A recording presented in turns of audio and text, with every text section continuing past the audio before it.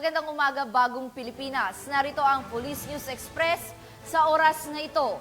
Nasabat ng mga operatiba ng Philippine Drug Enforcement Agency ang pinaghihinalaang iligal na droga na nagkakahalaga ng mahigit 1 milyon sa anti-drug operations sa Caloocan City noong Biyernes.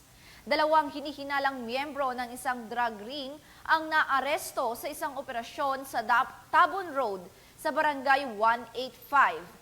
Ayon kay Police Brigadier General Eliazar Mata, Direktor ng Philippine National Police Drug Enforcement Group, nakuha sa mga sospek ang 200 gramo ng pinaghihinalaang shabu na nagkakahalaga ng mahigit 1 milyon.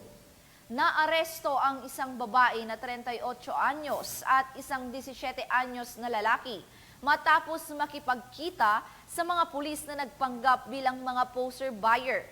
Nahaharap ngayon ang mga nasabing sospek sa kasong paglabag sa Republic Act 9165 o Comprehensive Dangerous Drugs Act of 2002.